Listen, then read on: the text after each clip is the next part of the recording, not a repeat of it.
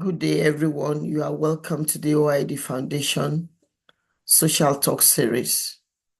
My name is Dr. Lara Babajide, and I'm going to be speaking on mental health in women.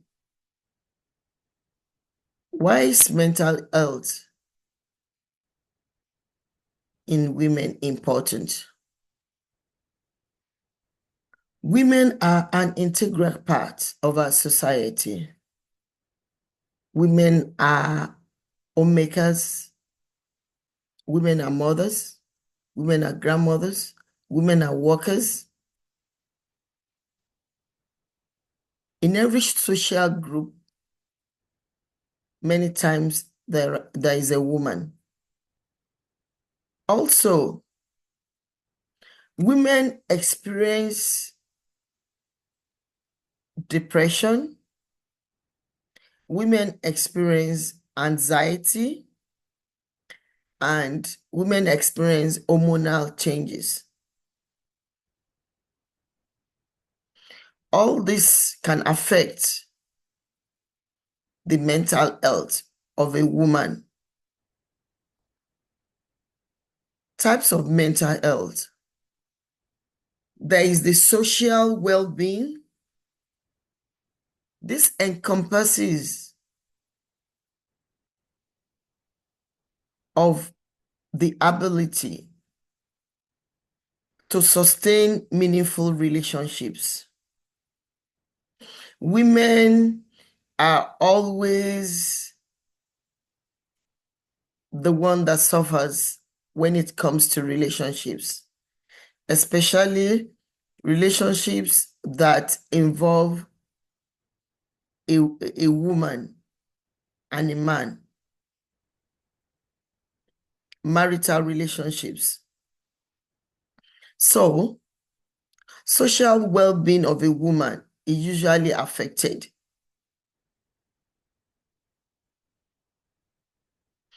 There is also the psychological. Women psychological state gets affected because underlying the social rejection, the depression, the exposition to self-acceptance or the acceptance of the current mental state brings in a psychological problem.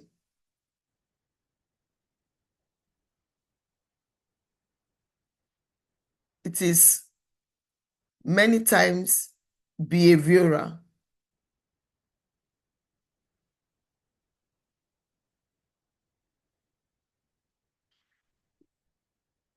Also, the emotional aspect, the ability to produce emotions, moods, thoughts, and handle stress. In this presentation, we cannot cover all the types of mental health, but these three are most common and the most popular.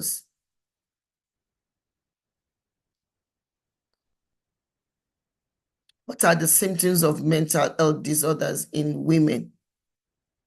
1, there is anger and irritability.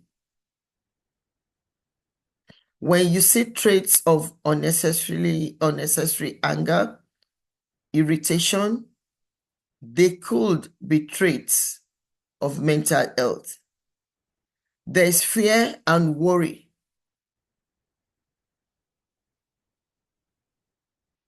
When a woman worries a lot, women generally worry. They worry about the household, they worry about their husband, they worry about their children, they worry about the extended family, they worry about almost everything. But when the worriness links with fear,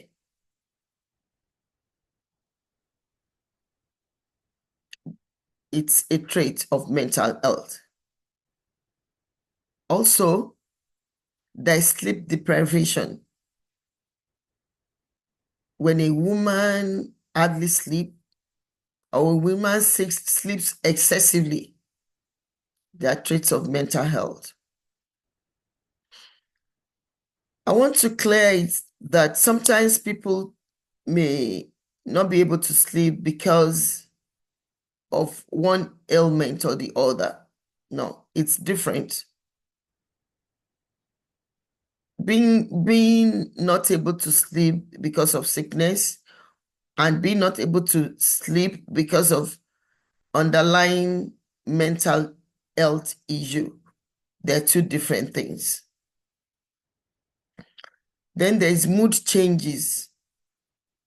When a woman often changes her mood, it's a trait of mental health.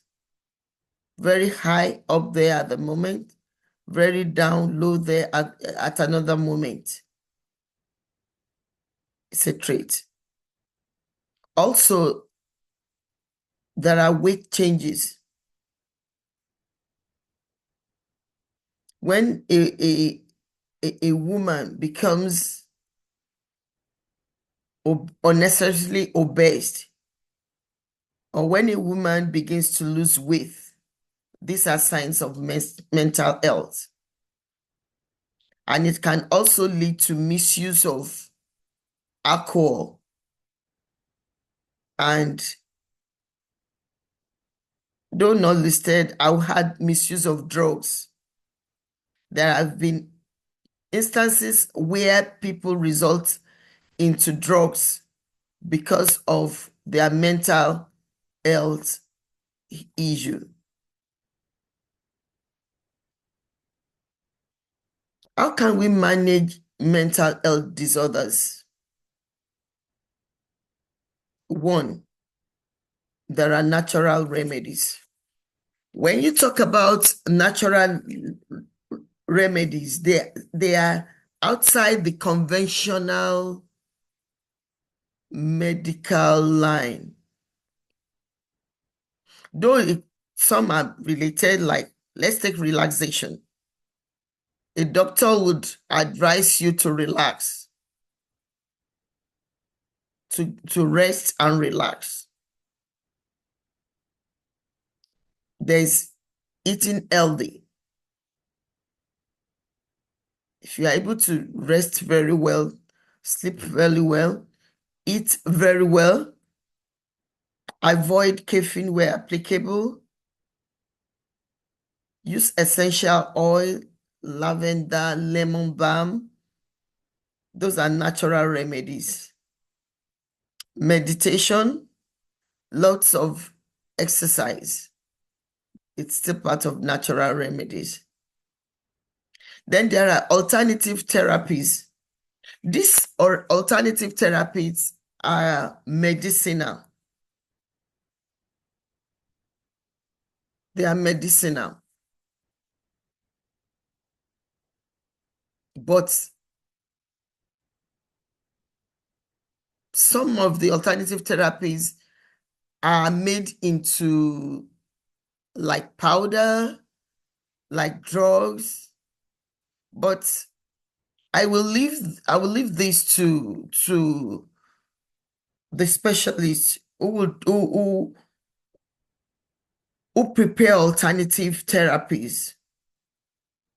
I'm sure there are a lot to look out for. Then we have miracle cures. They are not medical. They just come over time. Let's take just listening to good music, solemn music. It's a form of miracle cure. Music that heals the mind, that heals the soul. They help the brain. They help the thinking. Also, there is the primary care provider. There are mental health people, I would say mental health care providers who specializes in mental health management. It is good to do consultation.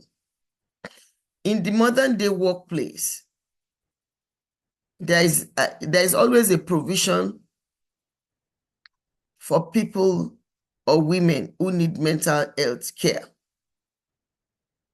Let us not hesitate to consult them. Let's be willing. If you cannot use the natural remedies, we can go to the alternative therapies. We can consider the miracle cures, and we can also consider going to a primary care provider. A combination of 2 or 3 of these is also termed as good.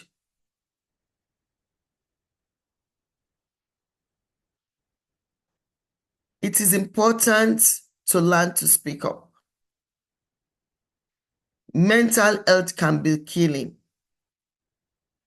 People have taken their own lives because they refused to confide in someone. They have linked themselves to the stigma. Ignore the stigma.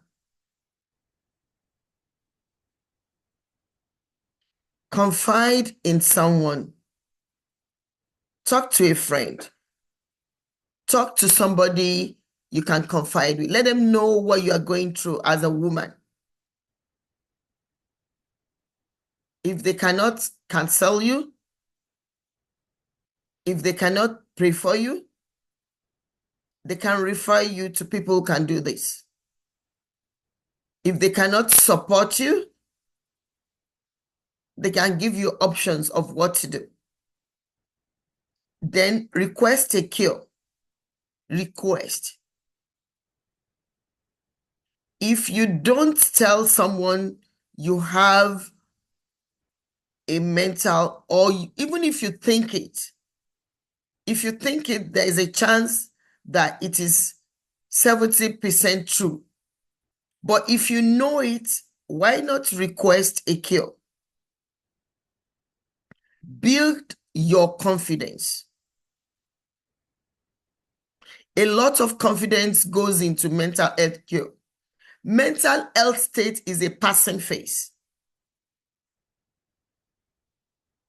It will not be there forever. And one thing you need to know is you are not in this alone. Many other people, both man and woman, or men and women, are also experiencing one form of mental health issue. Let us not be afraid to speak up.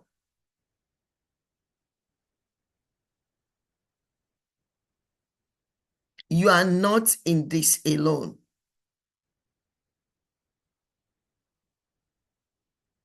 Thanks for listening. I know you may have a few questions, but we'll post the email where you can send your questions. And from there, we can either advise or link you to people who will be able to help you further.